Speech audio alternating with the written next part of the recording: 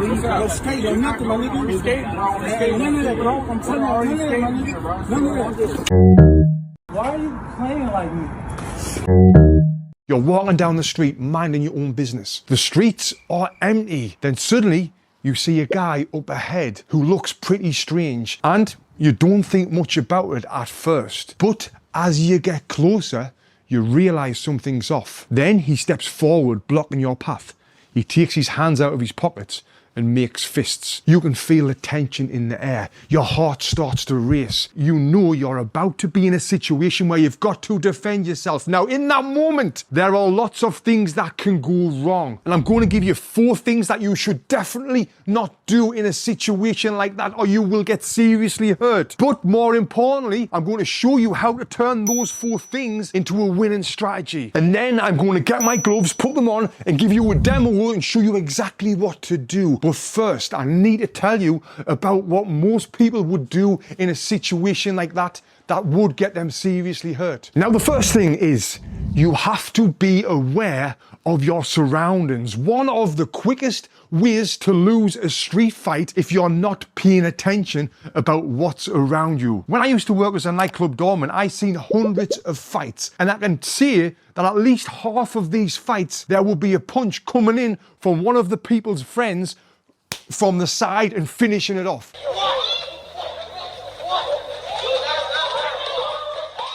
It was disgusting. It happened all the time. I couldn't stand it, but that does happen. And this happens because you're not aware of them surroundings. Now, I know when you're fighting one person, this is the person here that you've got to be more focused on rather than your surroundings. But what I'm saying is, I just want you to be aware of this. And if you know how to punch like I'm going to show you, you can take care of this one guy like that. And then once you've took care of this guy like the way that I'm going to show you, then the best thing to do is take a step back and look at them surroundings. Get away to safety is the next best thing that you should do. Now, the next big mistake that most people are doing is probably one of the most naturalist things for people to do when they get in a fight. But it's not good, because if you're going to do this, it's not only going to get you tired really fast, but it will make your punches slower, not as fast. You won't be as loose and relaxed. And what I'm talking about, mate, is this. Now, that was a pretty hard punch, but what I did when I threw that punch was I held my breath. Instead, you need to breathe. Breathe before the fight happens. In the situation that I spoke about at the beginning of this video, take a breath, because there's going to be lots of tension. There's going to be lots of nerves. There's going to be lots of things going through your head, but don't forget to breathe. And then when you do throw that punch, exhale. When you exhale as you throw the punch, it's going to have more speed, it's going to have more power. And with the other tips that I'm going to give you on this video, it's going to make everything work well. Now, moving on to number 3, one of the most common mistakes I see in a fight. If you're doing this, it won't only just get you hurt and make you look like a bloody idiot, but it's putting you in a bad position in the fight. And what that is this. Now, yes, if I threw a punch like that and it landed, it would probably knock someone clean out. But the problem is with this, if this guy has got a little bit of fighting experience, he's got a little bit of boxing experience, that punch will never land. And what could end up happening is I could end up missing this guy because I threw a big, horrible swinging punch, and I fell over here. And then if I'm down here, I'm in a terrible position. He could knee me straight in the face. He could punch me straight in the side of the head. It is not a good position for me to be in. Instead, you want to punch straight down the pipe. And I'm going to give you a demo of this in full speed, but why should you punch straight down the pipe? And when I mean straight down the pipe, I mean straight forward like this. Well, a couple of reasons. If I'm punching straight like this, it's got less distance to travel than the big sloppy punch like that. If it's got less distance to travel, guess what? It's going to get there faster. There's going to be more chance of you being able to land that punch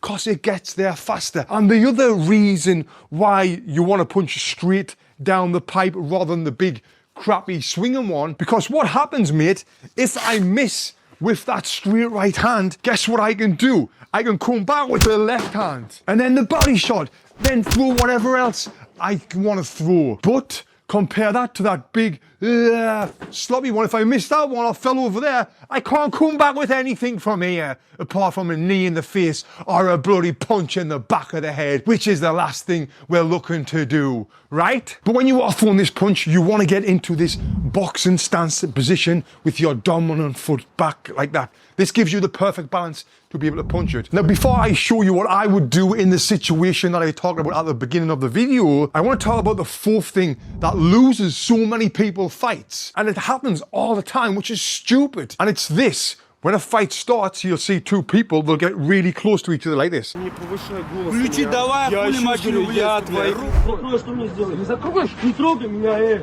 Слышь? This is a terrible position to be in for both people, really. It's stupid. One, I'm square on, I'm off balance. If he pushes me from here, I'll probably fall over. Two, the headbutt's straight there. If he wants to stick the nut on and smash me nose in. And three, I've just let him get inside of my comfort zone. Instead, do what I would do, which is one of two things. The first thing I would do is step back with my dominant foot, put my hands up like this. And the first thing I would probably do, if he's coming on, I'm not going to lie, is this.